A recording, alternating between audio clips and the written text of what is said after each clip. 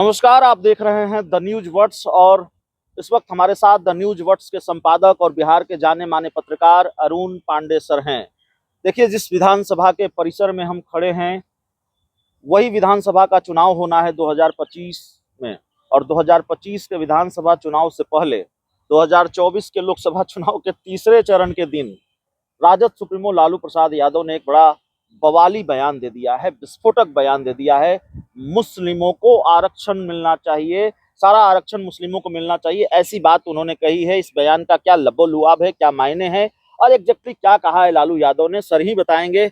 ऐसा क्या कर दिया लालू यादव ने, बहुत बवाल है। लालू यादव ने जो कहा है वो अपने दर्शक को जी उनका वीडियो दिखा दीजिए। जी, तो लालू यादव ने जो कहा है, पहले हम बयान सुनवा देते हैं लालू यादव का, उसके बाद ही सर से बात करेंगे।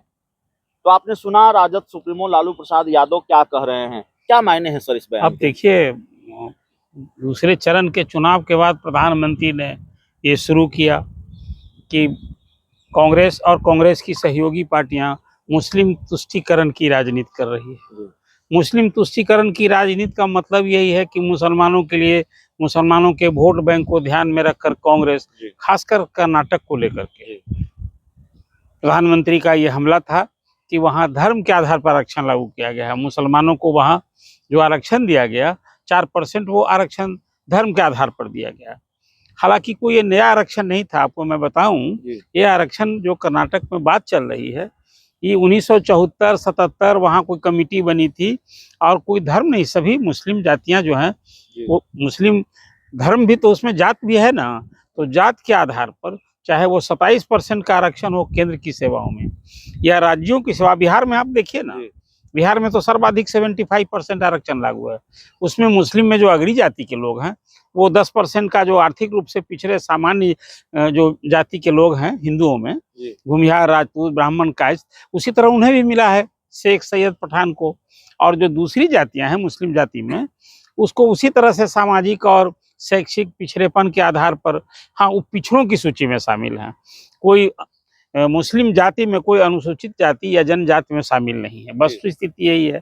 लेकिन प्रधानमंत्री रोज कह रहे थे कि कांग्रेस मुस्लिम तुष्टीकरण की राजनीति कर रही है और अल्पसंख्यक को, माने मुसलमानों को, दलित और पिछड़ा अति पिछड़ा का वो आरक्षण की हकमारी करके देने जा रही है। आज जो आपने बात सुनाई, अभी लालू जी ने जो बात कही है, अब तो प्रधानमंत्री के ट्रैक में आ गए, वो खुलकर वकालत कर दी कि मुसलमानों को आरक्षण मिलना ही चाहिए। अब इसमें क्या बहस होगी? जब मुसलमानों के लिए आरक्षण की वकालत लालू जी कर रहे हैं, जो संविधान में कहीं धर्म के आधार पर आरक्षण की इजाजत नहीं देता है, मनाही है, तभी तो जात के आधार पर आरक्षण लागू हुआ है। यह लालू जी के इस बोलने का मतलब है कि भले उनका वोट बैंक दुरुस्त होगा, एमवाई तो पहले से भी मान रहे थे, लेकिन एक बड़ा मुद्दा दे दिया उन्होंने। और मैं देखा कि इसके बाद पूरे देश भर में इस सियासी राजनीति गर्म हो गई। अब तो आने वाले, आज तीसरे चरण का चुनाव हो रहा है, 4 चरणों के चुनाव अभी बाकी हैं। उसमें बिहार, यूपी और वेस्ट बंगाल में सभी 7 चरणों में चुनाव होना है।